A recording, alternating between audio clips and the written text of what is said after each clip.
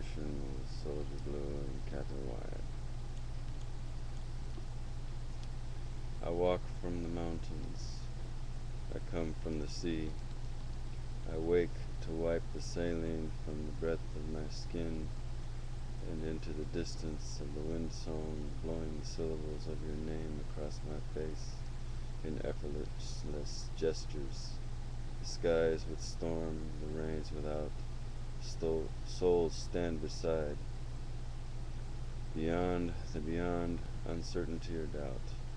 Many flock to the banners that they know, but only a few aware, remembering, understand what it is to walk where'er the strongest bonds shine upon that eastern glow.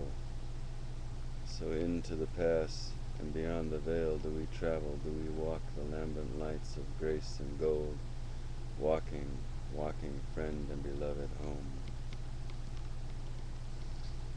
As fire is to light, there are extant bonds that reach beyond time and space as the fitted runners of the way of things unfold, fire to fire. That is intangible, they cannot burn away, for their origins are beyond the linings of the lotus petal.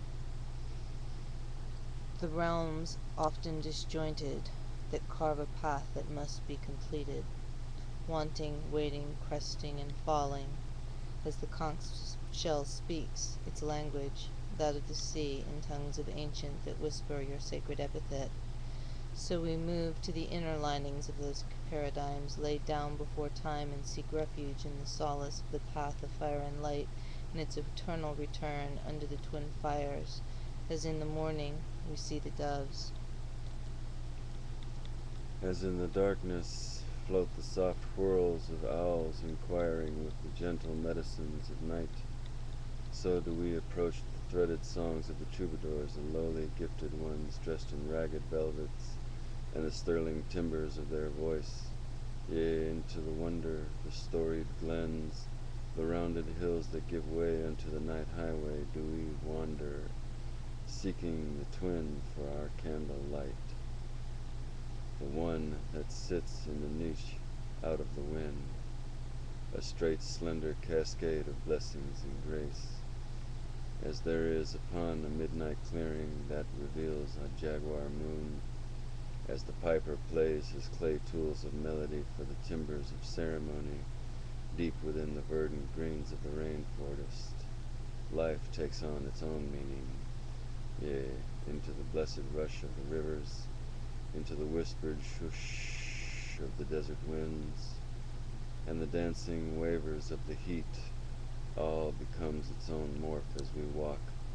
Neither will, nor fury, nor angered thirst can quench the path already set in the dreamscapes as we climb the climbs of all that has ever been the earth in her many incarnations, and so into the pull and threshing extant sounds and the exalted wind-song do we place our flames effulgent sing-songs, measure the distance of their feet.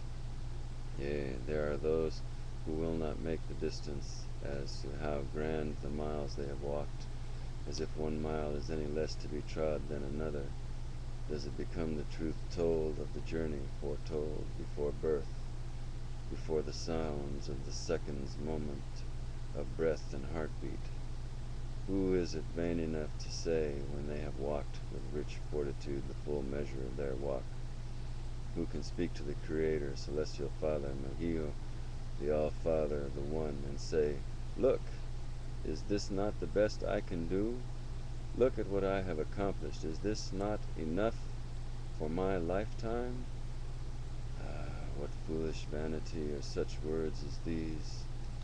We who walk the wastelands, we who engender what we have been taught, we understand that the pug marks we leave behind will have no more immortality than that of the Jaguar, of the lush greens, nor the dry wells of the Tinajas, high water where the mountain lions drink, in the days when the golden globe of an ancient star burns heavy upon the surrounds. Yea, we who understand this walk as we have always done in love and seva. The constant service of one to another, walking each other home. Seva, selfless service. As you gaze the night skies in that quest, as you gaze at the night skies in that quest for home, the speculate unseen, that abode is within. Where else could it be? So we nestle into the exertion of the undoing of the samskars, those patterns we chose, forgetting that we ourselves laid them down in order to learn to break them. For the wilting and the walks upon the salted plains are all volition, deliverance from such always our choice. Indeed, that which is not accomplished shall be repeated. That which was foretold was predetermined before this individuation by ourselves. Now hearts soften for that journey. Empathy is the nature of the old ones, for how else could they be patient with such as we are? Remember that which was torn at the entering through the veil back into the time-space continuum.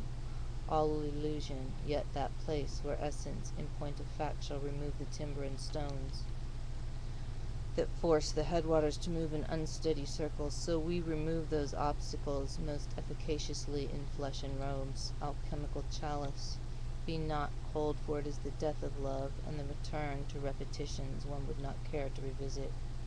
Re-enjoin that fire, that which burns within the eyes of the beloved.